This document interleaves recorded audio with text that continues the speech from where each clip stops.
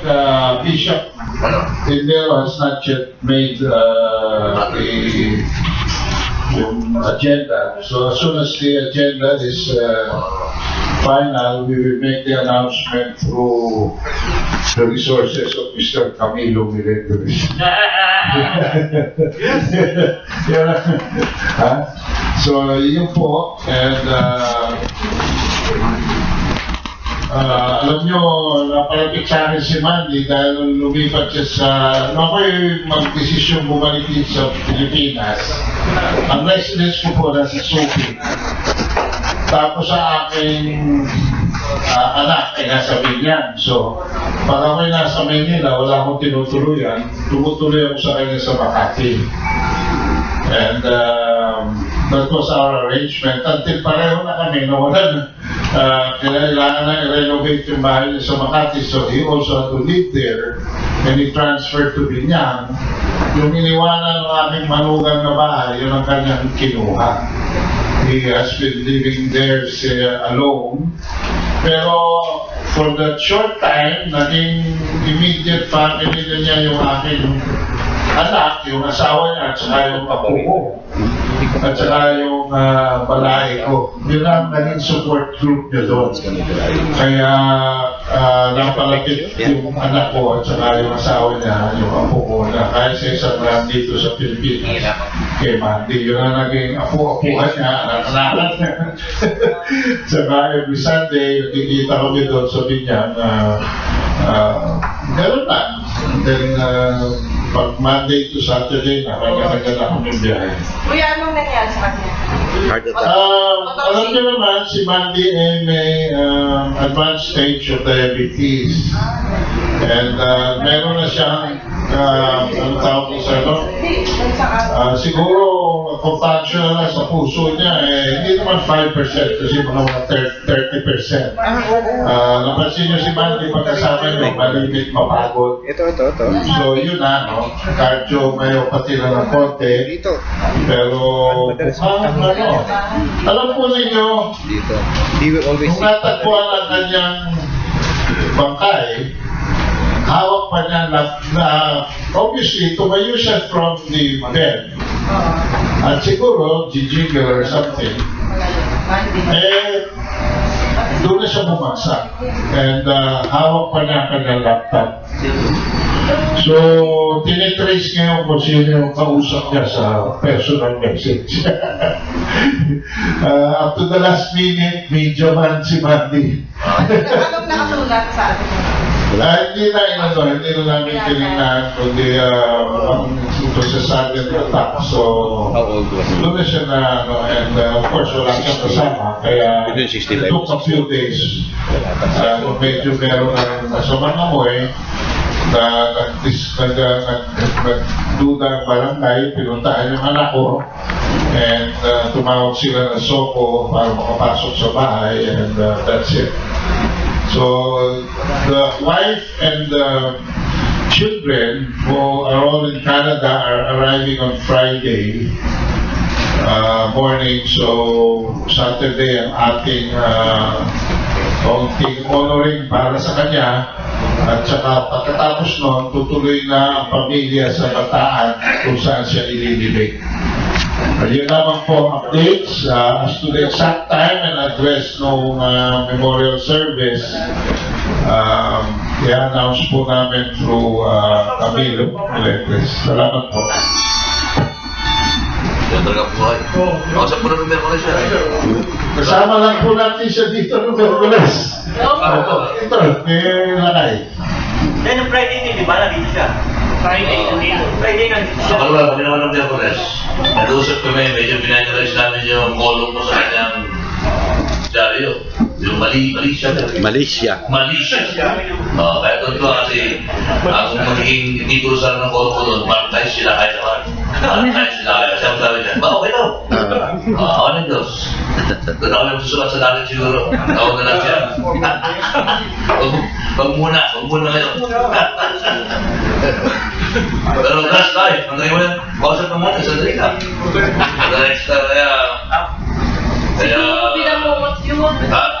Hindi, nakatayo eh. Laptop eh. Pero kanya leksyon din yan sa mga nakatira na walang kasama, di ba? Kaya ni Robert dito, binata. Si binata. So, di ba pagkakataon siguro na mababayo yung dalawa ng araw? Di ba? Para sa binata eh. Nakilala ko si Mandy 1960s. Pareho po kami member ng College Editors Guild of the Philippines.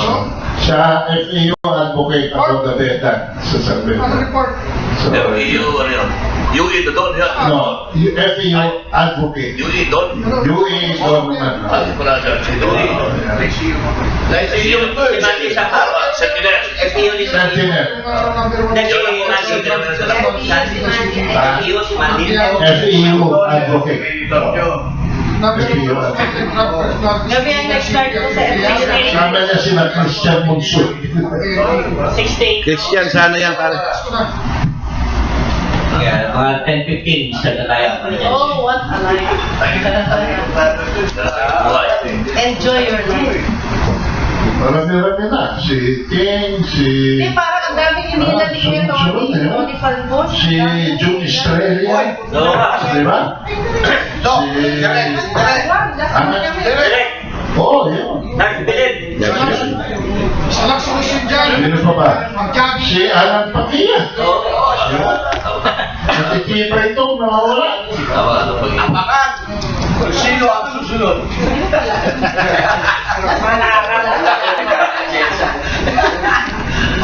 Sa bulang Pinakingit na hindi na tayo papaimbita. Sira na yung kanyang bata. Wala nang photo. si Grace po. Sarado na ang gripo. Wala na. Sablay siya. Wala na. Wala na. Sarado na ang gripo. Ayusin natin ang clip. Yan nagpahamak na lang mo. Ang nagawang pahamak din asawa eh. Ay yaka. Eric, is like ibig sabihin niya, Sabado at Linggo, mag-sumbat, mag-jogging ba yan? Para lulusog. Zumba. Zumba. Hindi Simba ha, Zumba. Ay, mga miyembro, mga opisyalis ng QCPD, pag-araw na Sabado at Linggo, kala mo mga bakla, Yan, nasa PCTV lahat. Paano? Pag hindi, Nakapagdala ka sa mga politiko ngayon, no?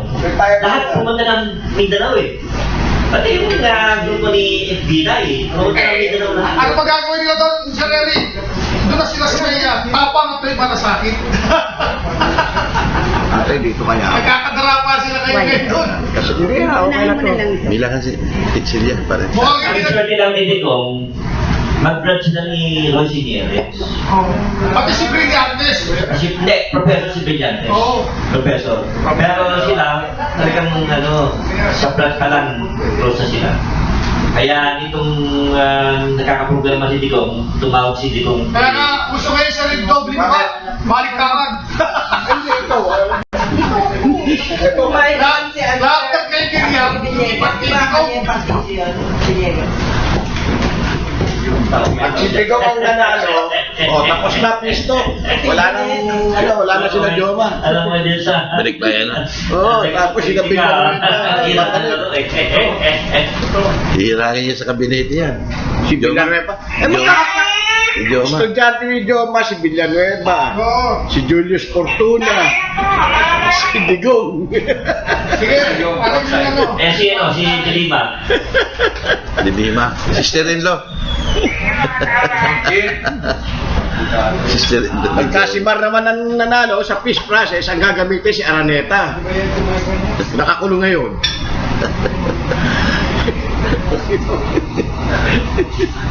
Nakakatawa yung tao ni Dilima nung Monday eh.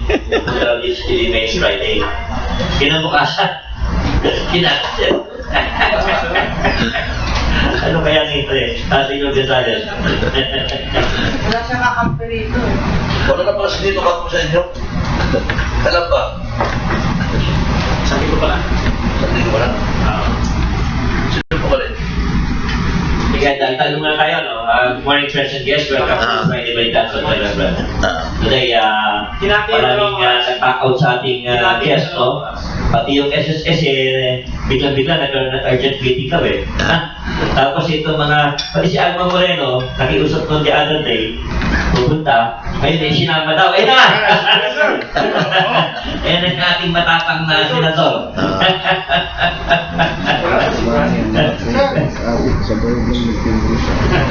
Parating pala si Albani.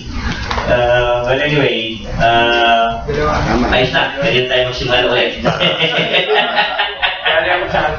Ganun ba?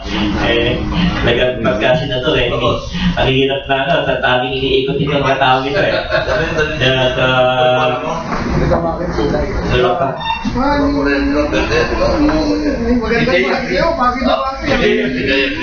Okay, pagkalapit na yung mga guest natin, si General Julissa Santiago ay tumatakbo at ngayon pinag-aagawan niya siya ng mga partido. Dalawa na yung partido niya. Ang importante rito ay hindi lang may partido, kundi manalo ang ating kaibigan. Okay? So kailangan niya yung support natin na para manalo ito ating kaibigan si General Santiago. At also kasama natin dito si Maestro, si Aldo Paginawan. At alam niyo naman na hindi na kailangan pakilala ito. Sa Facebook talagang sumisikit-sikit ito. Sa YouTube, At katabi niya ay yung ating co-host ngayon, si Lakay Gonzalo. Si Mike Gabi kasi busy ka ng Duterte. Pagpigyan natin. Siyempre, yung ating in-house na scientist na si Engineer Robert Marin, si Trevor, ay kasi ang problema ngayon natin, no? Also bumababa yung langis puno, dahil sa pinatay, yung kartel nasira yung kartel pero hanggang kailan, dahil wala nang ultimo yung Saudi Arabia, kaya nakaaway na yung Saudi Arabia ginagamit yung ISIS dahil gusto silang na-take over na yung ibang mga oil well ng mga Arabo, Middle Eastern. At siguro siya natin muna kay General Julissa Santiago dahil recently, General, bago natin umpitan sa politika, no? Ay the other day, na-acquit yung mga hinuli ng panahon na nauna sa'yo. Abay, nakakagulat. Dahil yung dalawang witness, no, si Jonathan Morales, na sana'y dapat nandito rin siya ngayon, kaya lang sabi ko marami tayong guest, no? Tiniklaim ko siya. So next week na lang siya. Sabi niya, nakapagtataka siya, kaya rin. Ay ako yung witness, ako ang muli, pagkatapos hindi ako inimbitahan. Samantalang yung supwela pala ay dyan sa Pinaya pinapadala. At the same time, yung isa pang kasama niya, si Kamuha, the third, ay itinapos sa Mindanao. Paano ka naman makakapunta hindi dito para mati ng hearing? Can you comment?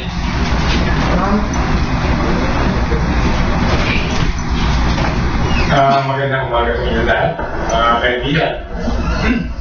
Actually, nakita ko dahil galing ako sa merong general election ng Association of Generals and Agpo. Kaya alam nyo naman yun ang aking, kumbaga naman yun, aking talagang original na pamilya.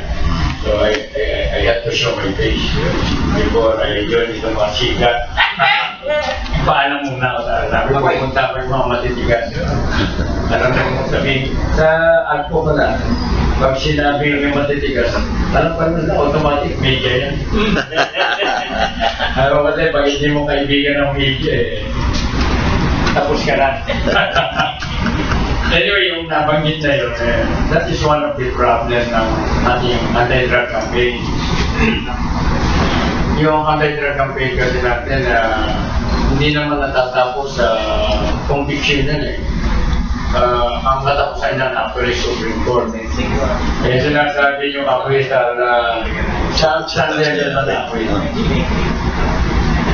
Yung acquittal niya dito sa court pa ng bayan. Quezon City. O, di mo ba ako pa yan? After yan, meron mo kang another city. You cannot appeal na acquittal. Acquittal, you cannot appeal. Hindi mo ma-appeal yan. Yung conviction, pwede mo i-appeal yan. Para nalagyan yan, double jeopardy unless there is great abuse. Of discretion. And you have to prove that. So, ang mabigat sa anti-drug campaign, after the courts, pupunta ka ba, hindi pa court, nasa court, originally sa justice, tapos you go to the court, justice yung mga prosecution niya, then you go to the courts. When you appeal, court na naman yan, court of appeals. Pero pagka you can appeal while you are still under detention, under detention, kung appeal yan, kukulangin ka na muna. Kaya pagka na-appear ng Board of Appeals yan, aakyat ka, another level, which is the Supreme Court. Ngayon, pagka may finality, nagtatanong ako, may decision ng Supreme Court, kinu-question ko sir. Supposed to be, naitabyagan na. Ngayon, ang isang problema naman natin when you are convicted, kaya marami tayo overstaying sa Bureau of Corrections. Isa sa atin natin, ba't nandiyan sobra-sobra na ako na conviction ko 10 years? Ba't ako 15 years ba ako nakulong? Nakulong pa. Kaya ang problema niya is the system.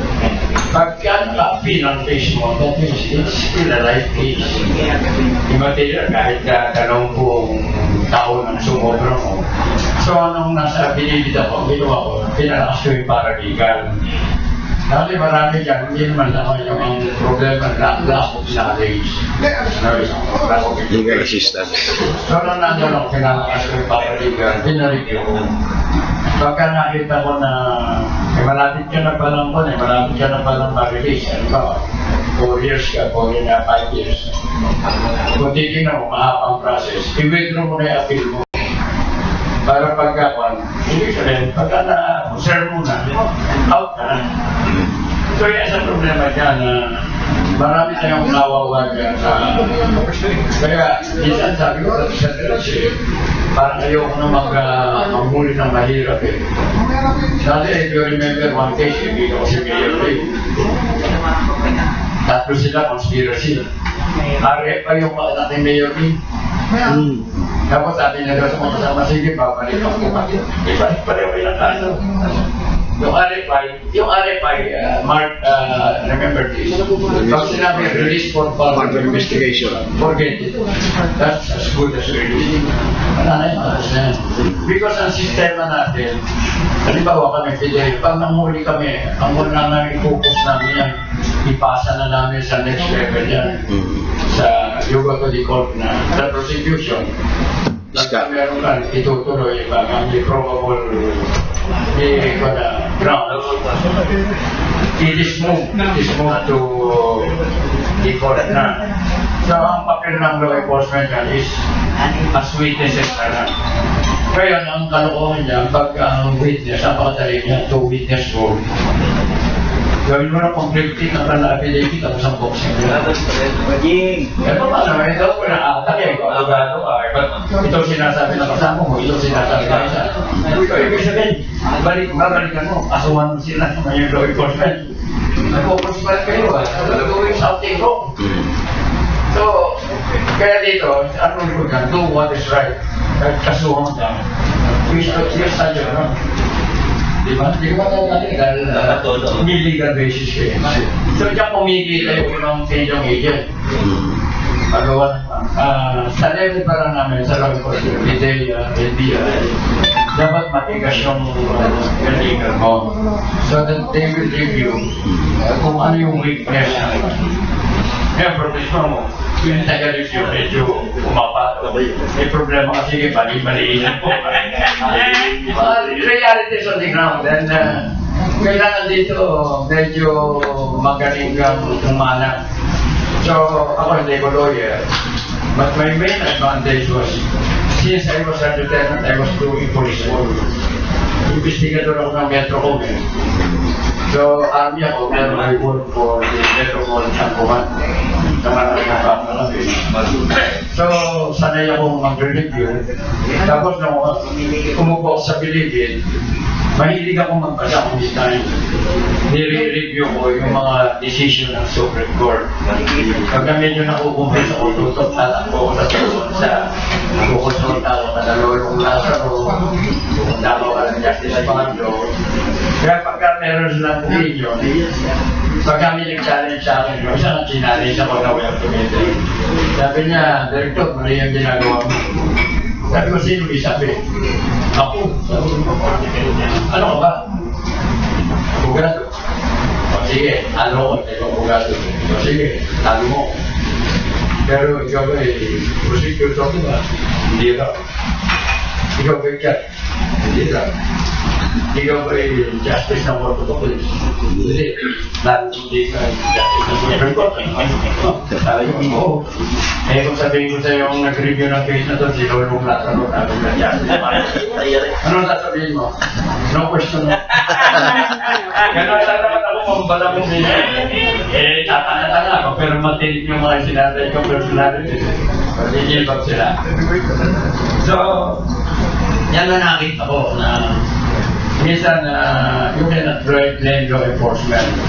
Because pag move na another level, hindi na start namin yan eh. Iba na nag-handle yan, ibang grupo na yan. So, there are models that we can appeal, no? Dito nagbanggaan kami ng, di ba, ng procedure ko. Nagbanggaan kami ng Alabang Boys. Alabang. I-complete. Sa Korea, hindi magko-complete dahil ang drug enforcement is under the Supreme Prosecutor's Office. Equivalent ng ating state prosecutor. So para may magko-complete kung parang nire-review niya. When you face public,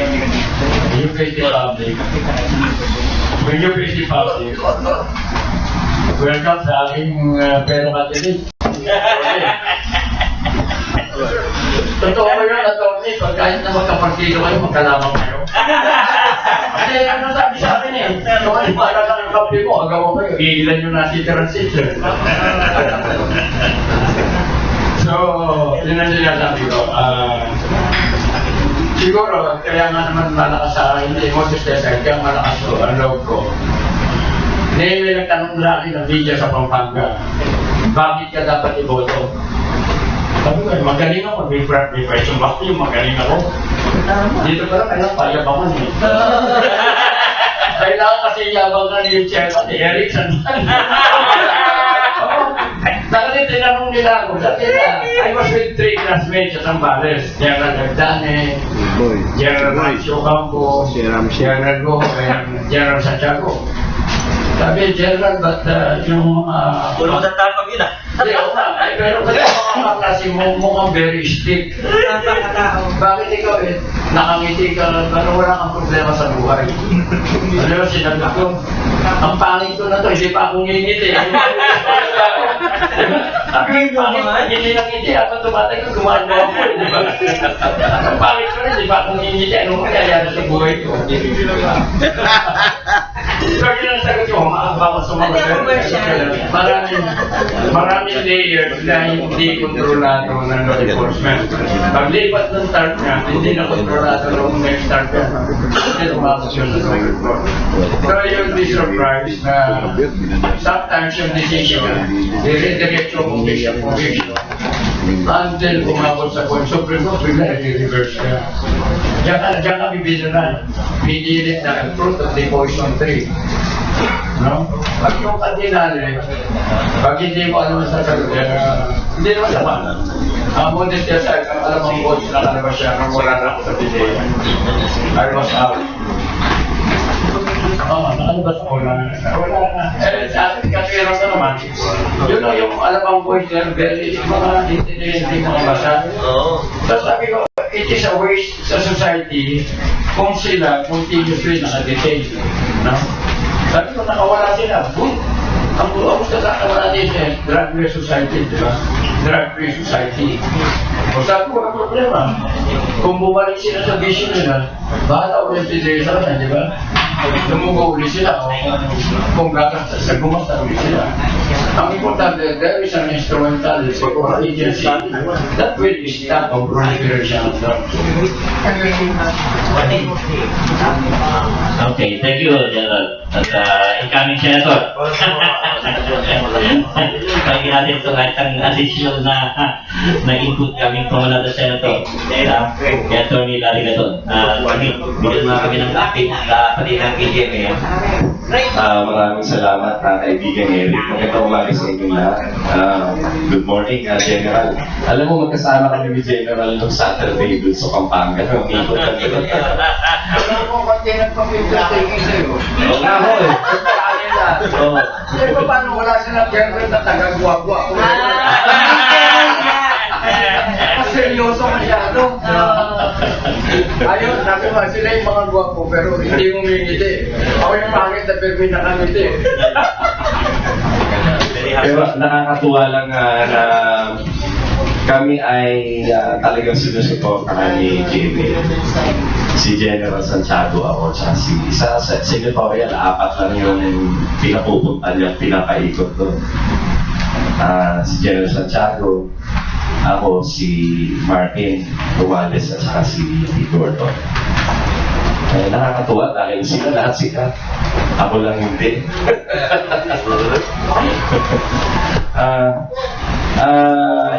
Ngayon, yung sa kay GMA, naglabas ng kautusan ang Korte Suprema na sinususpend ng additional 90 days yung proceedings ng Sandigan Bayan.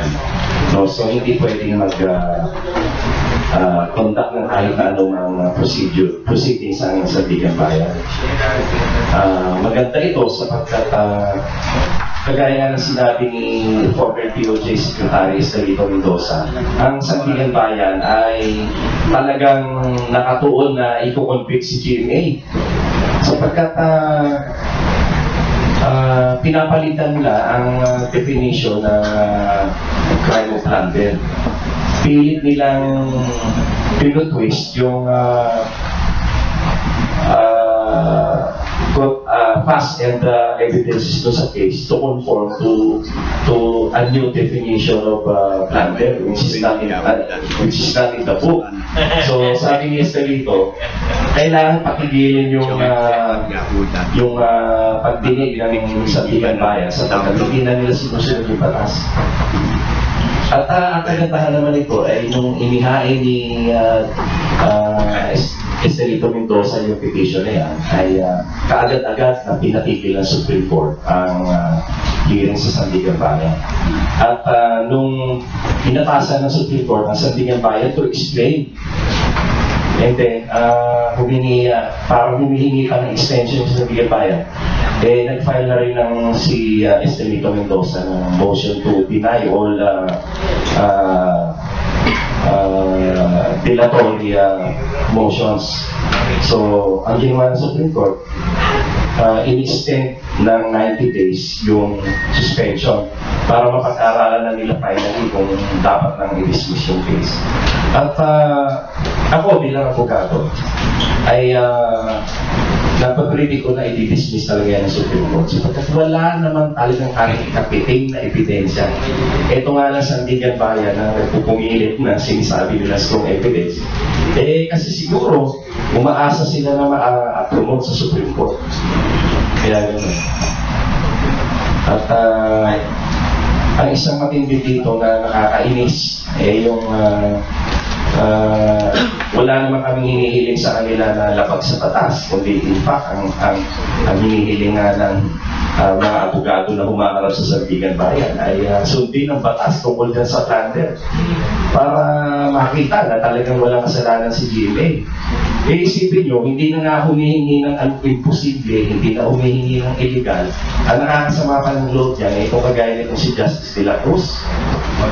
Alam niyo ba na yan hindi naman siya kilalang abogado, hindi naman siya nanggaling sa gobyerno. Basta na lang siya naging Sandigan Bayan Justice kasi recommend siya ni Eddie Villanelle ng Jesus Lord. Tama. At ang nakakainis na dyan, hindi naman siya talagang magaling na abogado, hindi naman siya sikat na abogado, napilitan si GMA na i-appoint. At in fact, nung time na yun, ang merong bakante sa Court of Appeals, in-appoint siya, binigyan siya ng appointment sa Court of Appeals. Alam niyo ba ginawa? Sabi pa, ayoko sa Court of Appeals, gusto ko sa Sandigan Bayan. Isipin niyo yun. Namimili pa ng pwesto ng animal. Tapos, Matang na butas yun. Kababayan ni. Ngayon hinihiling lang namin na sundin ng batas, ayaw pa. Bukod sa bobo, ingrato pa. Hindi naman siya prior to his appointment to Sandigan. He was a nobody. He was just a lawyer of Lady Villanueva. The name again. Efren de la Cruz. Justice de la Cruz. Efren. Forgettable name. Hindi kagaya ng pangalan ni Dionisio Santiago. Parang taga-Nabotas. Mapatandaan. Parang taga-Nabotas yun eh. Ay, Gonzalo. Kaya nga hindi tinatandaan pangalan ng mga gano'n eh. Mga walang kwentang tao. Ingrato. Magabi ka muna. Natuwa ko aking kaibigan si Larry. Meron ako gusto nila. Alam niyo ba na si GFA paborito si General Santiago sapagkat napaka-loyal sa tungkulin at sa kay GMA. Yan talaga. Kwento rin naman sa akin ni GMA. Kaya nakita nyo na nasuportaro siya ng GMA. Dito rin. Suportado namin yan. Okay, yan. Magkapi mo na siya. Baka masalang dumantahan sa sabihin. Pero sa inyong dalawa, no, sa December 11, Christmas party rito, pwede ba magdala kayo ng mga t-shirt ninyo? Ha? Para sa ating mga kasama sa media. Ha? Okay, punta natin muna si Robert. No? Robert, alam mo, unusual na bumabagsak ang presyo ng langis sa merkado. Pero alam naman natin na kulang na ang langis. No?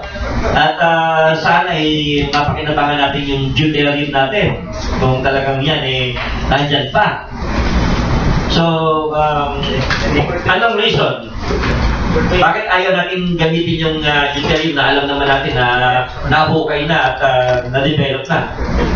Ang hydrogen energy na-discover na in 16th century. Ngayon, hindi naman control kaya kung ang gasolina. 1932, si Urey discovered ng deuterium. To give you an idea what deuterium is all about, technically, deuterium is an isotope of hydrogen. Same atomic number but double the atomic weight. FYI, 565 liters of pure gasoline and energy, 1 liter of deuterium. Ang byproduct niya is fresh water. Okay. Because of the oil, in-stifle mo na ang deuterium. Mamamatay ang Saudi, mamamatay ang mga Shell for a long time. Pero ngayon, even Time Magazine recognizes the dawn of hydrogen. Hindi na mapigil. Front page. The future of energy is fusion. Fission is out, nuclear fission is out.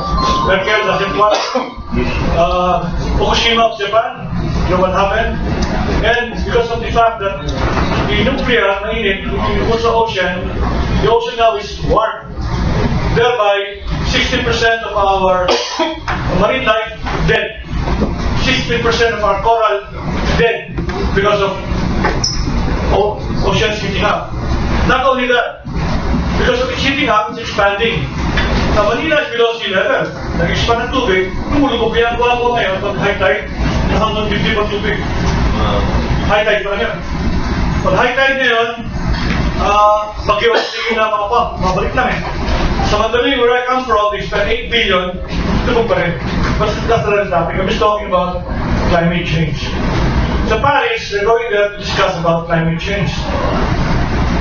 Just to warn you, they now know what studies show 2 more degrees heating because of burning fossil fuel.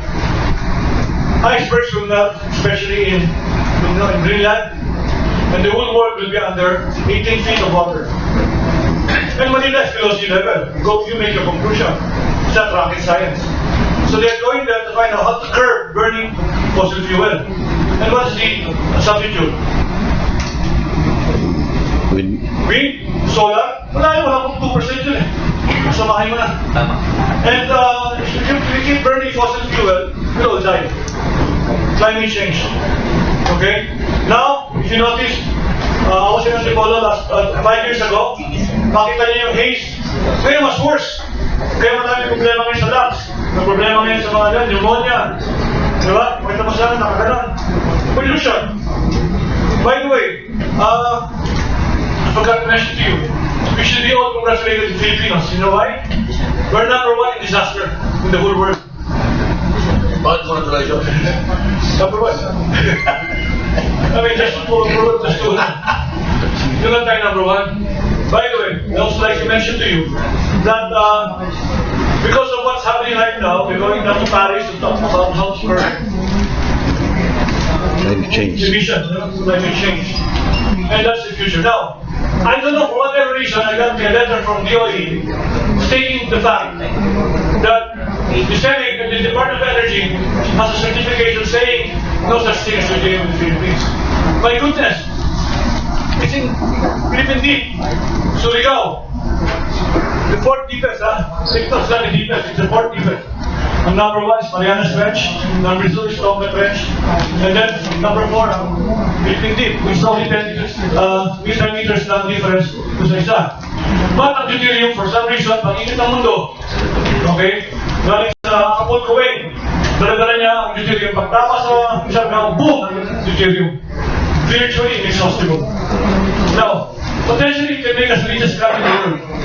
5 years ago, they were talking Canada, Candu, they're talking about France, but they produce deuterium artificially.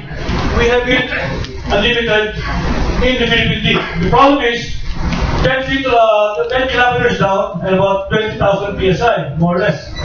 But we have people in the Philippine Inventor Society have ways of how to get it. That is why I'm here. I'm running also for the Senate for your information to give credence to the Philippine Inventor Society. Na napabayaan! Pinabayaan natin. Tinanggal ni Gloria yung I don't know for whatever reason, yung Filipino Inventors Commission. I don't know why. Yung tax shield and all that. They're talking, sorry, I like this lady who came out with the tubig na salt galing Kuryente. That's what I'm not sorry. We have deuterium. 565 liters of pure gasoline and energy, 1 liter of deuterium. Bigyan lang ng gobyerno ang Philippine Inventor Society na panig sabihin, pero ang DOST ginagamit ang pera ng Philippine Inventor Society, tapos yung building nga sa Bikutan, hindi matapos. By the way, ang lamig, you know why? Tapos na yung building, walang sides. Nawala yung pera. Bakit? May gumamit. 30 million. Wow. Okay? And I can go on and on. Napabayaan ng Filipino Inventor Society. Sila pa here is also part of us. Bigyan ng attention siya, Pilipino magaling eh. Di ba? Magaling mo palusot. Ba't ka pumasok dyan? Nakita mo yun. Nakita mo dyan yung no entry. Di ba? Di ba nakita yung site?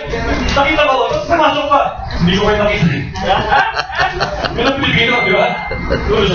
But joking aside, matalino Pinoy. Okay, we have the best minds in the scientists. And the Philippine inventors should be given because we know how to get it. We now have, for information, materials, nanotechnology, using carbon, 200 times stronger than steel. Nanotechnology. Nanotube. Now, to give you an idea what nanotechnology is all about, just to give you an idea, yung direction is the future, nano is the future. Yung ball pen, sa akin, yung nano, kumpara mo sa Holland, sa size ng Earth. Yun ang comparison. And yung nanotechnology can virtually pass by to your hands. And that's being used right now. Kaya pwede na makuha yung deuterium. If only you're going to take a look at it seriously and give backup of Philippine Inventor Society. So, again, may I repeat, potentially it can make us the richest country in the world. And the future of energy is fusion. And the future of banking is energy. Thank you. Thank you, Engineer Marin. At si Val Gonzalez, may katanungan yata. Val? Kay General Santiago, sa mga attorney Gadon. Sir, alam naman namin na kayo po ay mga independent candidate. At alam din po natin kung paano po yung nagiging papel tuwing eleksyon ng mga independent candidate sa eleksyon sa ating bansa. Pwede mo bang kwentuhan po ninyo kami kung ano po yung hirap na dinadanas po ninyo? Unang-una, pagdating po dun sa fund sourcing. Pangalawa, dun po sa epekto ng kandidatura ninyo, dun po sa kaisipan at katalinuhan ng mga botanteng Pilipino pagdating po sa mga independent candidate. Thank you po.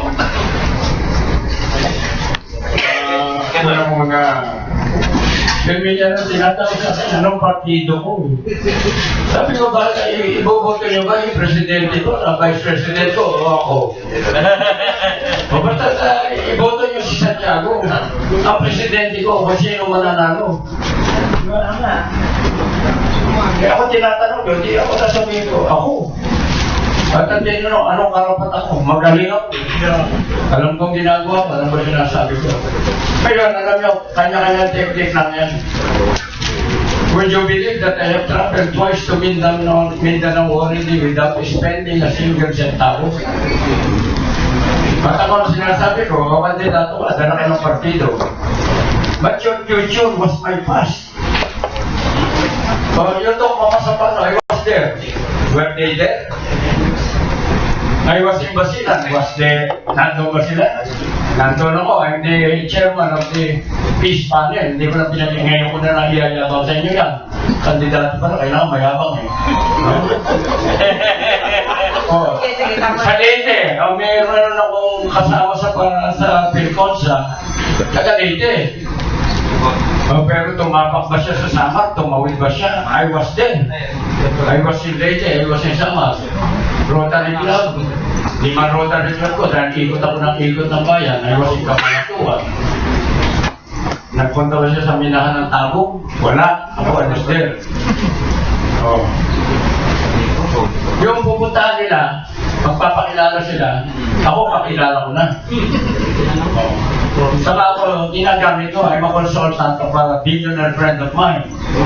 Umiikot ang mga truck namin. Sip-sip ako sa kanya. Alam ng kaklase namin ng high school na mayaman siya.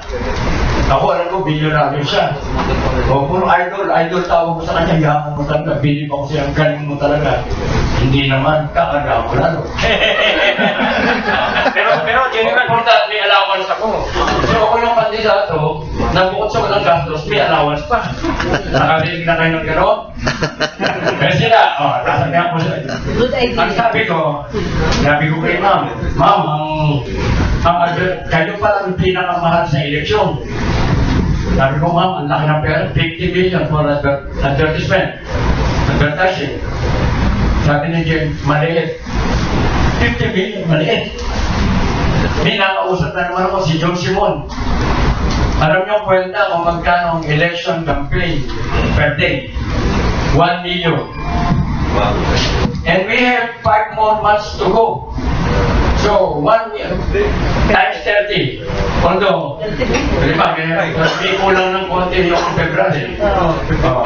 Pero i-average natin na 30 days. 150 election days at 1 million for advertising alone. 150 million. No, for the remaining 5 months. So ngayon, anong sasabihin ko? Hindi boto niya sila. Kaya magtakaw sila. Saan ko ba? Alangan naman purely for public service. Ako nga, kaya ako kumakandidato, may allowance na senador. Diba? Diba? Pero aminin po natin, General, na hindi lang po basta doon sa intellectual na kapasidad ng isang kandidato. Nakabatay po yung magiging yung desisyon ng isang botante kapag ka-election na. Isa po dyan ay yung political party na talagang aminin po natin na ito po yung dahilan ng pagkapanalo din po ng isang kandidato. Meron nga hindi nga ako kilala, biglang sumulpot, pero dahil sa nakapit sa isang kilalang partido ay nananalo. Hindi, sabi ko, depende na sa naroon mo yan. O ito, tuturuan ko itong kabarkada ko. Para makapunta ka sa Marawi, pumunta sa Green Hills. Lahat na mayayaman sa Marawi, nandun eh. Ang politiko, ewan ko. Ito, sinabi ng taga Marawi, ako lang ang kandidatong pumunta sa Marawi. Lahat pala sa pumunta sa Marawi. Kaya ako pumunta ako doon. Ang kasama ko lang, yung abogado kong nano. Tatalo ko na, punta kami. Yan, alam mo, si Edo, with your respect, kaibigan mo, nagpapaimbita. Ano sabi ng mga Maranao? Hindi, General Santiago lang gusto namin. Tinulong pa sa akin, alam mo, politically, ang mga Maranao pala, huwag kang makailang sa local, ng mga Muslim. Ang Pilipina pa lang yan, yung governor down. Huwag kang mag-mess up yan, baka patayin ka nila. So, bakante yung senador pataas. Oh. Tinuro sa akin, parang nasisiro yung mga kandidato. Imagine, pati sekreto, tinuro sa akin. Hindi, ibig sabihin, meron kumando, tinuro kami ni JP, pag sinabi ng mayor na bahala siya sa'yo, huwag kang maniwala. Sabi niya, itong region na ito, puro matalinong butante dyan, ang aalagaan ng ulo, yun ang sarili niya. Kayo dyan. Ngayon may kumando. May mga religious na yan. Ako, member ako ng munisip. Korean. May Filipino voters yan. Ako ang title ko, Peace Ambassador. Nang mamatay si Reverend Moon, nagate yung makina. Yung anak na lalaki, religion. Hindi ako doon sumama. Dahil ang problema ko doon, maganda ang briefing nila, everything. Na magtatapos ang Diyos si Reverend Moon. Ayoko doon. Tama ba yan? Pumunta ako sa Peace Foundation. Kaya kami mga Peace Ambassadors kami. Ang member niyan, worldwide, are all world leaders and former military generals ng mga armed forces worldwide. Anong advantage na nakita ko dyan? Pati asawa ay tinuturo ng Koreano, Pilipino, partner. Koreano, Pilipina, Koreano, Pilipina, Koreano, Pilipina. Kino-computer generated, hindi kayo magka-match, palit kayo. Kumandbog. Magkog dyan. Ano ba yung Angels Burger? Kaibigan kong yan, buy one, take one. 1,300 branches nationwide. Kabarkada ko yan. Alam mo, meron dito na tinatawag na command vote. It boils down to analysis. Sabi ni GMA, nagpapakapagod ka siya, wala namang butante dyan.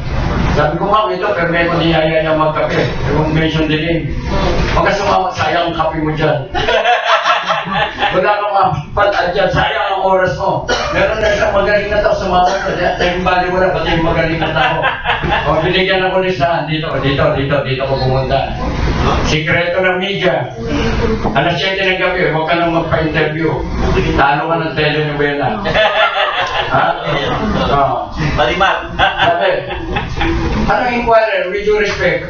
Hindi naman alam mo niya, alam sa Banahaw. Banahaw. Pumunta ka sa Iloilo, Panay News. Hindi nila alam sa probinsya ang Coca-Cola. Ang alam nila, RC Cola. So this is a matter of, yan ang advantage ko because I've been there. Ngayon pumunta ako sa military camp. Bawal mag-campaign. Sabi, hindi naman kami nangangampanya eh. Para kay General Santiago. Ano sabi naman? But you know what to do. Diba? What to do? Hindi ko siya kinakampanya. Bawal eh. But you know what to do, sabi sa tropa. O inimbita pa rin nila sa anniversary ng Scout Rangers. Pag anniversary ng military organization, especially yung kagaya ng National Unit, all the commanders nationwide are there. I was one of their guests. I was one of their commanders. So you know what to do. Alam niyo, ang military sa Marawi, sinabi sa akin, kilala mo ba yung brigade commander? Oo, sabi ko. O kung ano yung kumpasyan, doon kami. The Muslims are the one telling me. Ibig sabihin, command ko, meron ko pupuntahan dyan, mangangako sa'yo. Kasi pangako, huwag yun din. Mangako na, at least masaya ka na. Pinapangaka. So, ang epekto niyan is pagka kung kandidato ka, yung wala kang pera, ang sekreto mo media, pero napakamahal niya pala. Ang gagawin mo, kung kandidato na, Teka muna, hindi kami kasali doon. Hindi kami kami. Hindi mo naman yan ang tayong kadugtong ko eh. Ang gagawin mo sa media na mahal, gawin mong mahal kanila. Mahal ka, si libre. Ganito, lalabas to, di ba? Libre. Alam ng Michi. Tama ba yun? Pero sir, Yung partido, ang itutulong ng nasyon niya, pangalan. Siguro ang magagawa mo dyan is, numbers niya ito eh. Ang magagawa niya, at any one time, they can gather ang kanilang mga political leaders together. Convenient. Pero hindi convenient kung anong partido, lalo may lipatan ng lipatan. Hindi guarantee na iboboto kayo. Ang initinurong sa amin, it's not a question of party anymore because of social media. Pagkaling ko sa butante, ang tinitingnan nila credentials. Ngayon, akin ang boto kung alam ng tao. Proven yan. Because nung lumabas ako sa social media, hindi ko alam hindi marunong. 4,300 likes. Tatlong tinams down ako. Yung isa sabi ko, drug lord yan sa General Santiago. No? What you do is check the profile. Sino nagsabi drug lord ako? Si Brudet. Sino si Brudet? Sino alam ang voice yan eh. Ay, alam. Labang boy. Alam ka na sa buhay mo, wala namang maniniwala sa'yo. Ano lang eh, ano yung advantage at disadvantage ng isang independent at isang kandidato? Pagka matigas yung kandidato mo, may aeroplano, pwede kang makisakay. Ako yung binabiyahe ko ng 10 hours by land. Dahil wala akong aeroplano, wala akong helicopter. Yung 40 minutes nila, 10 hours ko yan. Kung ano remedyo ka dyan, sinecheck ko along the way kung sino yung mga kakilala ko, pwede ko makatulong. Yung 10 hours ko, I can travel for 24 hours. Bartabi time. Lahat ng kakilala ko, dadaanan ko. Saka ako, lahat naman ng dinaanan ko, may iniwanan ako. Hindi walking evidence. Basta iniwanan ko, may mga kaibigan ako. At ang sabi ko sa mga maranaw, wala akong amnesia. Because nung makilala ko sila, ang tinanong ko, kilala mo ba si Malawali? Uncle ko yun. Kasama ko yan. Nagalit sa Batano Kumaga. Nag-ibente. From kakampi, naging kalaban namin. Yan, naka-wheelchair. So sabi ko, that is a secret. Pag pumunta ka, you must identify with the people. And I think that is my distinct advantage. I can identify with the poor. I can identify with the rich. I can identify with the elite. Very few people can do that. Walang flexibility. Walang flexibility, iba. Sabi ko, yan ang advantage ko. Yan ang disadvantage ng iba. Na walang sense of history. So it becomes a game for personality game na ito. Yung number, you know how to play with your advantages. Wala naman ka. Pero, pukwento ko kayo. Bago ko siya. Ang other ko, tumakbo. Sinaling. Senador, tumakbo ng Quezon City. Ang laki hindi, iba kong kandidato siya.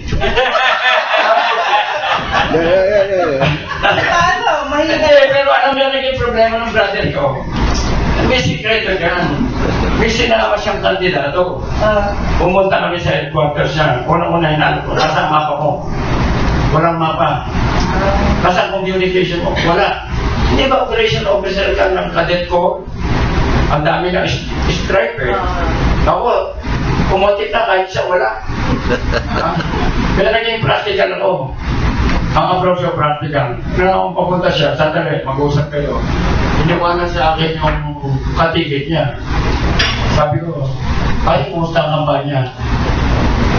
Mukhang lulugo-lugo. Ako, sabi ko, masama. Mukhang hindi magandang takbo ng kampanya ko. Medyo nga eh. Anong problema mo, pare? Malungkot na naman. Ako na yung ibigay ng ate. Bakit mukhang problema mo? Pera, no? Yan ang number of question ay tinatanong ko. Medyo nga. Sabi ko, ano inaasahan mo, partido? Ayan, sasagutin ko na yung partido na question niya. Sabi ko, alam niyo, sila yung partido, ibigay ang pangalan, kaya walang pera. Siguro, ang gagawin yan, baka kayo pahingan. Alam? Hingan ka. Sabi ko, yung partido. Hingan ka. Yung partido, kasama ko si Roy, wala yung pera, manghihingi pa kami. No? Susunod na question ko, sino inaasahan mo?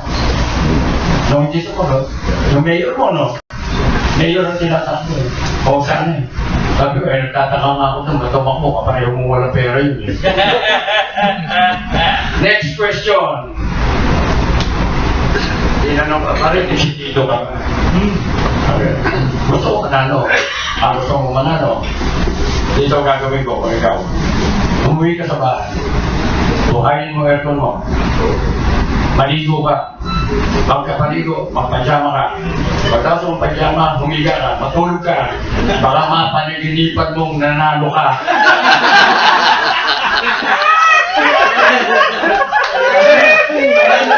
Napakasipat ko.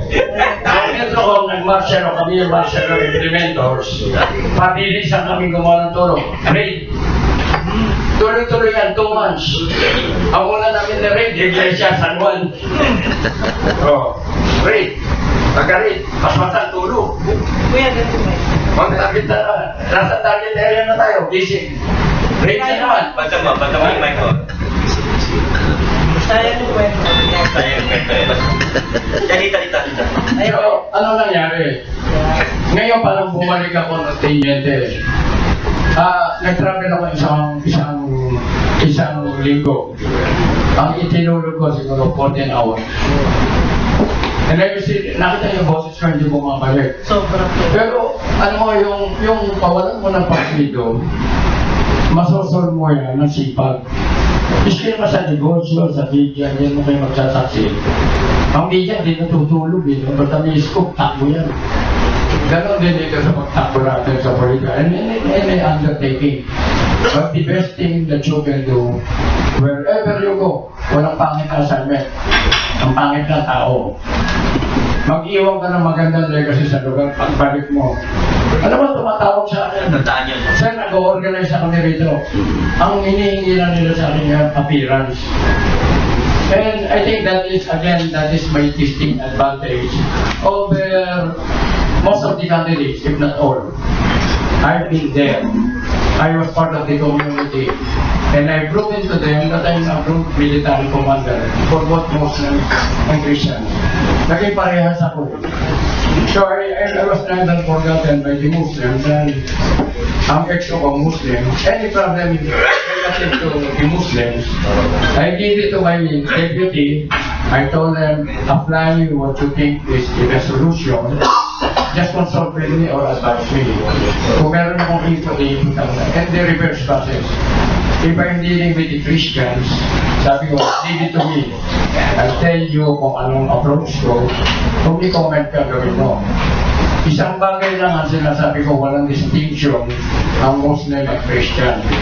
Pag nag-move tayo ng gabi, ikasama na ang malay mo, hindi nila anong dambala kung sino Muslim, kung sino Kristiyano. Pagka pumutok yan, tumumit may concern. O yun lang ang marami ko. Yan, meron walang distinction sa ambush. Okay. Thank you. Thank you, Senator Santiago. Bago pabigay kay Atty. Gadon, no? I'd like to acknowledge the presence of my chairman, Junik Palo, Manila Philippines, at kay Rusty Salazar, kasi nating barkada dito. Bilang mag-detect dito. Okay, statement, information. Tungkol naman din sa tanong ng ni kasamang Bal. Si General Santiago talaga, kahit naman walang partido na tumulong sa kanya, kaya-kaya niya dali na kampanya sapagkat siya naman ay dati ng kilala at saka ang kanya naging pwesto sa gobyerno ay nationwide, no? Armed Forces Chief of Staff. Yung kanyang panunungkulan sa gobyerno ay napakatagal na. So talaga naman siyang kilala na. Ako naman, bagong pasok ko dito sa larangan ng politika. At kaya ko lang naman ito naisipan dahil gusto kong magkaroon ng konting trend o pagbabago ang ating sistema ng pamahalaan. Ako ay tumatakbo under PDL. At ako rin ay tumatakbo as isang candidate ng lakas CNP. So siguro naman kahit paano makakatulong din yun. At medyo iba na rin ang kampanya ngayon eh. Hindi na kagaya nung araw na gabi-gabi may mga meeting advances sa mga tasa. Iba na ngayon. If you will notice yung sa ALDAP, imagine more than 50 million yung nasa internet na communicate sa o nag-like sa whatever sa ALDAP, which means that more than 50 million Filipinos are now watching or using the information technology. No, so ang ginagawa namin ngayon, may mga grupo ako na nagbinuo na magpapadala ng mga campaign na ads and materials sa internet, sa Facebook, website. So, sa ganun pamamaraan ay kahit wala kang halos gastos ay makakarating ang attention mo sa mga tao. At ako naman ay isa sa mga founding directors ng Quezon City Chamber of Commerce and Industry. So, marami rin kami yung lahat ng mga opisyalis sa buong bansa ng mga iba't ibang chambers. Kaya pwede ko naman padala din ng campaign materials from any big expense. At ako rin ay tinadala ng kabakada, yung partido ni Congressman Jonathan De La Cruz. At itong kabakada ay party list ng teachers and non-teaching personnel sa public schools and colleges. Diba? So, medyo maganda-ganda naman ang pamamaraan ng pagkampanya mo. So, kahit na walang paggastos. Dahil ito talaga, sinasabi sa sarili mo, hindi ako gagastos talaga ng malaki dito sa eleksyon na ito. Sapagkat nais mo na maglingkod bakit ako kayo gagastos? At kagaya rin ang sinasabi ni General Santiago, magaling ako. Kung may buboto lang ng mga tao, makikita nila, magaling kami. Maraming mga kandidato dyan, kahit na pahalitin kami diskusyon at magdebate sa anumang bagay, kaya-kaya namin sila patumbahin. Be it in economy, legal, or whatever. Ngayon, ang isa pang dahilan kasi kung bakit na tumatakbo ko ay naniniwala ako na dapat talagang mabago na ang sistema ng botohan dito sa bansa natin. Kung mapupunan ninyo, nung araw, ang mga tao magaling bumoto. Magaling bumoto mga tao ng araw ng pangalan. Kaya nakikita niyo yung Senado noon, ang Kongreso, yung mga kagaya nila Hubito Salonga, diba? Nila Ambrosio Padilla, sila Eva Calaw, yung talagang magagaling, no? Nagkataon na lang na nasira na lang ang klase ng kultura ng politika dito sa ating bansa. Magmula nung panahon ni Ninoy, nung panahon ni Cory. Dahil doon nagsumputan yung mga artista, tsaka yung mga hindi ko naman binabalik ang mga artista, no? Yan, merong artista naman na talagang may kakayaan, meron naman talagang totally wala. Nadaan sa pasikatan ng pangalan ng nangyari itong eleksyon nito. Nawala na yung kakayahan Nawala na yung talino at kakayahan. Yung hindi na naging factor sa election. So, gusto ko sana maibalik yun. Gusto ko rin at ang aking pananaw, dapat ay magkaroon tayo ng unity. Dapat wala nang magsiisip na magaling itong dilaw, mas magaling yung pula, mas magaling yung mga Aquino, magaling yung mga Marcos. Dapat wala gano'n. Pero bago natin ma-achieve yan, kailangan mo nang i-correct natin ang history. Kailangan let us correct the history na historic Bakit tayo mayroong problema sa DAP? Meron tayong problema sa MRT, meron tayong problema sa Kalating, problema sa kulang ng infrastruktura. Kasi the Filipino will elected an incompetent president in the person of Noynoy Aquino. Talaga namang incompetent siya. Before he became president, before he became a congressman, ano naging posisyon niya sa buhay? Security chief ng Hacienda Luisita. So talagang kulang ang kanyang pananaw, kulang ang kanyang kaalaman, kulang ang kanyang experience sa pamamalakad ng isang organisasyon. What more ng bansa? Kaya nagkakaloko-loko tayo ng ganyan eh. At ano dahilan kung bakit siya pinoto? Dahil siya ay anak ni Ninoy at ni Cory. Yun lang ang dahilan. Bakit sino pa si Ninoy? Masyado nilang pinapalabas na hero si Ninoy. Sa totoo lang yun ay malaking kasinungalingan, no? Pinag-usapan natin ngayon yung mga langis. Diba, si Ninoy ang nagpahamak dyan sa dapat ipagsakop natin ng Sabah noong 1969. Noong 1970s, napakadaling i-occupy ang Sabah noon. Sapagkat ang Malaysia, nung time na ay 2 years old pa lang independent country. Wala pa silang baril, wala pa silang bangka, wala pa silang aeroplano. Ang plano noon ni Presidente Marcos, i-occupy yung Sabah peacefully, mag-establish ng government so that we can exercise sovereignty. And it becomes ours. Talaga naman atin yun. Anong ginawa ni Ninoy? Nag-invento siya ng istorya ng Chapita Massacre.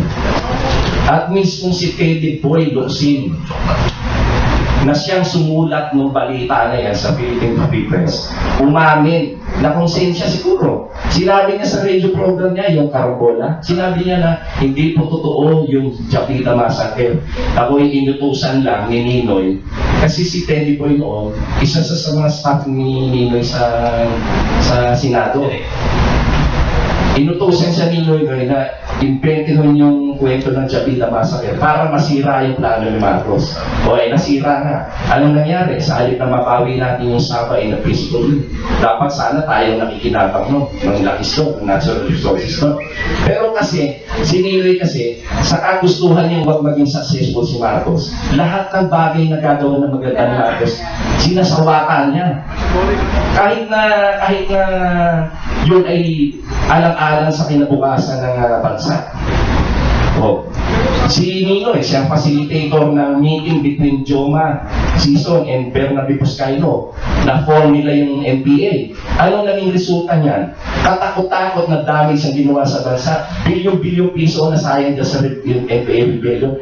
Daan-daang libong tao ang buhay at kinitil ng NPA rebellion na yan. Sinong ikagawa niya? Si Ninoy at si Joma. Kaya nga nasintensyahan na si Ninoy. Di ba? Pinupola nila ng mga tao, lalo na sa mga probinsya tungkol sa ideology ng komunismo. Sinong may kasalanan ng kaguluhan niya? Si Ninoy at si Joma. Sila yung founder niyan eh. Si Cory naman, tatawagin mong santa yun. Unang-unang ginawa ni Cory, pinakawalan si Joma nung pag-upo niya sa Malacanang. Bakit niya pinakawalan? Dapat maimbestigahan to. Anong kinalaman ni Ninoy dun sa Plaza Miranda Pami? Ngayon, na lumabas na yung totoo na si Joma pala nagpabomba nun. Bakit? Despite the fact that Ninoy was the most popular candidate, he was the front runner of a liberal party in that meeting ni Abase. Siya yung kakakaisa-isang wala. Kasi alam niya. Ngayon, si Cory naman, pag-upong, yung Miranda, pinalik sa mga lobbies ng walang bayan. Samantalang yun ay binili na ng gobyerno ni Marcos. Binayaran talaga. 6% lang naman ang ownership ng lobbies niya sa Meralco. Kaya ginawa ng gobyerno dahil nalulugi, binayaran nila para mapaganda yung takbo. At kung matatandaan niyo, di ba? Lahat ng subscribers ng Meralco noon, merong cheque every end of the year. Dipidendo ng bawat isa sa atin. Di ba? Pwede mong i-encash sa bangko, pwede mong ibayad sa kuryente. Pagka-ari na ng tao ang Meralco, anong ginawa ni Cory? Binalik sa mga lobbies sa walang bayan. Sa pag-aakala, dahil blowback, sa pag-aakala na inagaw lang yun ni Marcos, hindi niya alam, binili ng GSIS yun.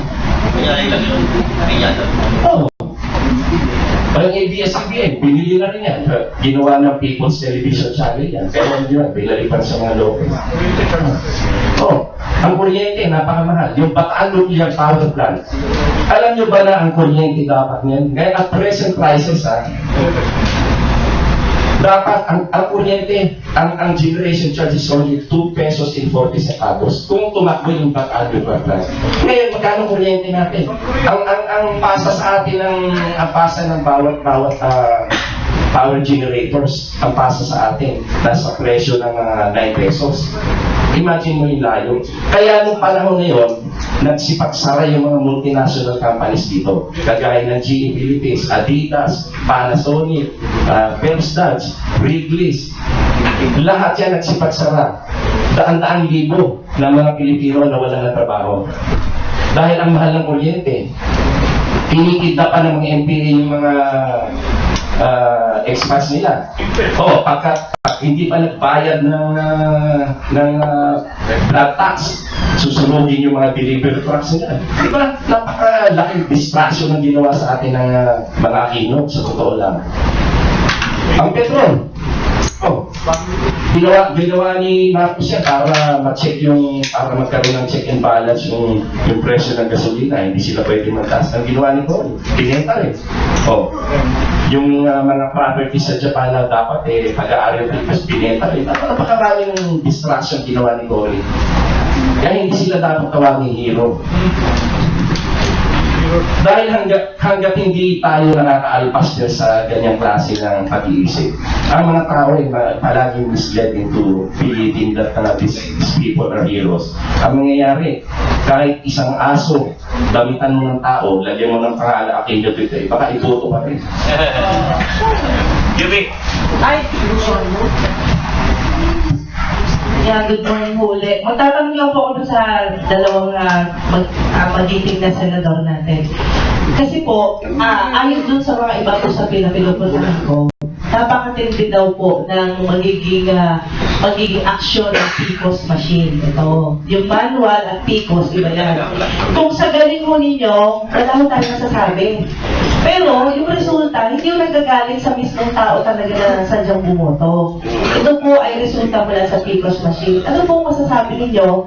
At ano ba yung dapat gawin ng mga taong bayan? Kasi po, concern din po tayo sa pagbabago na gagawin ng bansa natin. Kasi tama yung sinabi ni General Santiago na kung sino daw ang presidente, ay yung mananalo. Tama naman yun.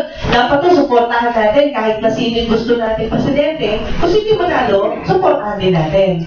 So, sa inyo pong palagay, ano pong action mo ninyong gagawa? Kasi meron yung kami mga grupo na nakilala na sila ay against PCOS machine. Mas gusto pa daw nila yung manual. Kaya lang po, hindi po sila nanalo. Thank you, Julie. Talaga namang alam natin na malaki ang posibilidad ng pagdataya sa PCOS machine. Pero ganun pa man, hindi pa rin ito sapat na dahilan para ma-discourage ang mga tao na tumakbo. No? Siguro, i-increase na lang natin ang awareness sa mga tao na dapat ay bantayan din ang kanilang karapatan ng pagboto. No?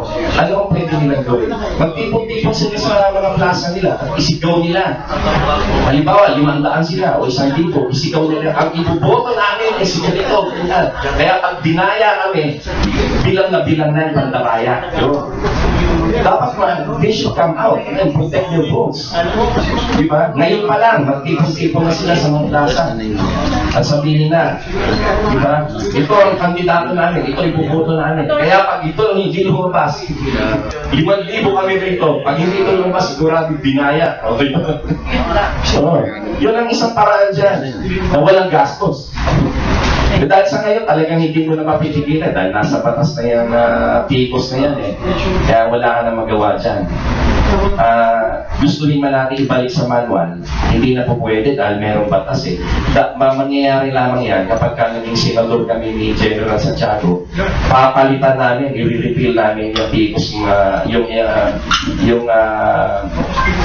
yung electoral process na yan. Automation. Gagawin nating hybrid. Yung mismong voting and counting, kagaya nung dati. Pero yung transmission, yun lang pwede mong gawin Hindi na yung madadaya sapagkat lahat ng kandidato, lahat ng political parties, meron ng kopya. Oo, yun ang maganda. Oo. Thank you. Buti naman, binisita tayo ng ating kaibigan si Congressman Tay Mariano. Kapay, at ngayon, kaarawan ni Ninoy. At alam mo ito si Kapay, masyado nakapokus sa Hacienda Luisita eh. Kapay, bigyan nga kami ng input sa mga nangyayari dyan. Napalit na pala yung Luisita sa makakuha ko ulit. May desisyon. Yun nga, hindi pa rin ay pumamahagi po yung mahigit 6 na libro hektarya na Hacienda Luisita dahil may desisyon ng Korte Suprema.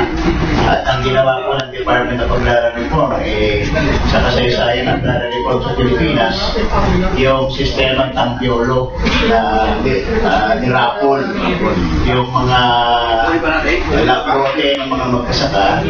At nangyari, merong mga magkasakang tiga Barangay Balite napunta dun sa Barangay Pando, yung kanilang lote. Hindi po kinilala yung isa naman sa moda ng pamahagi yung collective ownership of land. So, kaya po tuloy pa rin po ang matuuring laban ng ating mga magkasaka at mga bukid sa Hacienda Luisita at ang kanilang noong pa pinaglalaban na yung ibig pamahagi ng lupain ng Hacienda Luisita. Na ngayon ay maraming mga local and foreign investors ang nagkaka-interes na makakuha po ng parsela doon.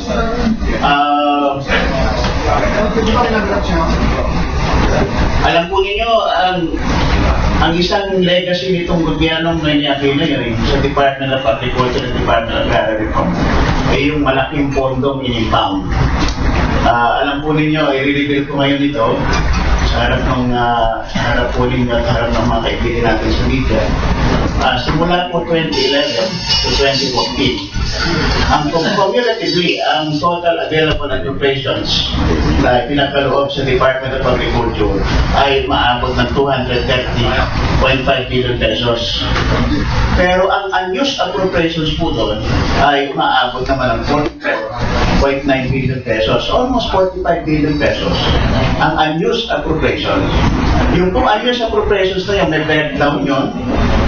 Yung pong unreleased ay umaabot ng 11.9 billion pesos. At ang unobligated, released pero hindi na-obligate, maabot po ng 333 billion pesos. Yung pong unobligated allotment ang katangian po niyan na-release pero hindi nagamit. Ngayon, may malaking dapat ipaliwanag. Ito pa, bumalik sa Bureau of Treasury o nakadeposito at time deposit sa mga bangko. Ay malaki po yun kapag time deposit. So, ang tanong po dun hindi ba ang programa nila to attain price self-sufficiency by the end of 2030? Lalabas po nito, almost 20% of total available appropriations for the Department of Agriculture hindi naman pala ginamit. At idadagdag pa po natin ngayong taong 2015, ang unobligated allotment po sa budget ng DA ay 16.7 billion pesos. As of end of July 2015. Pag pinagsama po natin yung unobligated allotments doon sa 4 years, 2011 to 2014, plus yung first 6 months ng 2015, aabot po yan ng 59.7, almost 60 billion pesos. Ganyan po ang ngayon, kanino to? Ibig sabihin na impound na yan. Kung babalik yan sa Treasury, at babalik yan sa administration ng Presidente. No, laki yung pork barrel ng Presidente. Ito palapit pa naman ang 2016. So, yan po, may malaking dapat ipaliwanag ang hindi lang ang Department of Agriculture, hindi lang si Secretary Ross Alcala, hindi lang si Secretary Butsabat, kundi si President Noynoy Aquino mismo. Yan po sa Department of Agriculture lang po yan. Yung Department of Agrarian Reform, akala niyo po ba, wala din ganun yun, na-impound na budget. Since 2011 po, 2014, ang total available appropriations cumulatively for the Department of Agrarian Reform ay 80.9 billion pesos.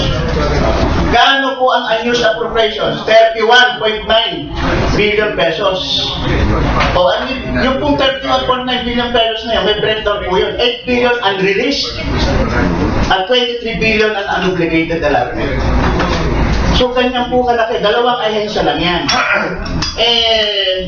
Ewan ko doon pa po sa ibang ahensya. Ito, dalawang ahensya lang yan. Pag pinagsama mo yung unobligated allotment ng DAG, na 23 billion plus 33 billion, ilan po yun? 56 billion pesos ang unapplicated allotments both sa Department of Agrarian Reform at Department of Agriculture. Eh, paano po ulat ang ating ganayunan, Eric? At mga kasama natin dito sa panel, mga kaibigan kapatid sa dito. So yun po, iba pa yung sinasabi nun na yung kung bahagi ng unang State of the Nation address ni President Aquino na sinabi niya, may ilang individual at grupong nakinabang sa over-importation ng bigas sa nakaraang administrasyon. Referring to the administration of former President Gemay. Boy Sisi eh. Eh, ang tanong ngayon ba, hindi na tayo nag-i-import ng bigas? Nung nakaraan Nawawala na sa ano eh. Kami nasa TV, nawawala yung nung nakaraan 2014 Sa konting apat na kontrata po yung pinirmahan ng gobyerno ng Merino sa pamagitan ng NFA Administrator Orlan Calayas, dalawang kontrata ang pinirmahan naman ni former Secretary Kiko Pangilinan. Ang masakit po nito, yung dalawang kontrata na ang laman nun ay 500,000 metric tons na pinirmahan ni dating Senador at Secretary Kiko Pangilinan, pinirmahan ng September 30, 2014. Eh, papasok po yung harvest natin ng wine crop. Hindi po ba? September 30 na yun eh. Tapos na yung 9 months eh. O at yan tinamaan nun yung mga magkasaka po natin. Aanihin. Inaanihin. Dinipress lalo nun yung presyo sa farm gate nung palay. No? Ang masakit po nun, mas mahal yung presyo ng 25 brokers kaysa dun sa 15% broker. O ay, titingnan mo po natin yung difference. No? May hawak naman po tayong 4 na kontrata. Kaya hindi naman po nasasabihin wala tayong documentary evidence doon. Eh ngayon, lumaki pa yung minimum access volume ng pumapapasok na hindi mo pwedeng pigilin na rice imports, 5,200 metric tons. At ngayon pa lang,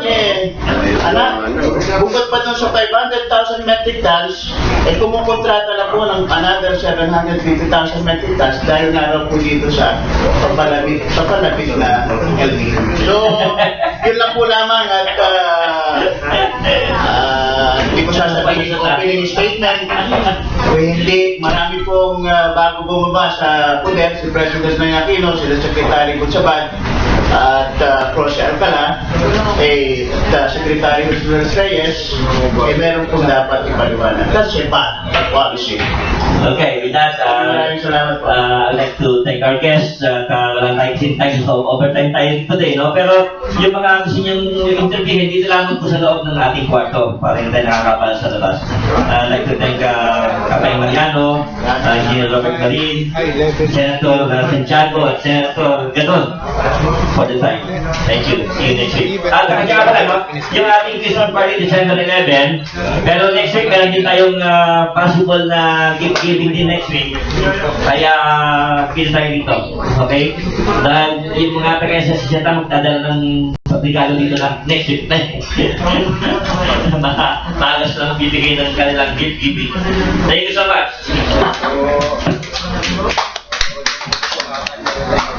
Take care. Kasama na kayo sa listahan. Nakita nyo nga yun, yung Hacienda Luisita. Tapos hero pa rin.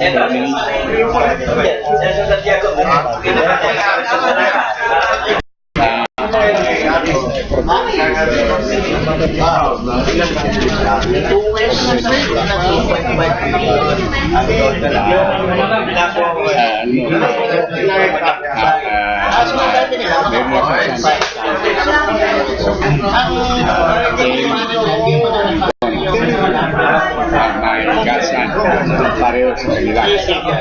Same. Kabayan siya.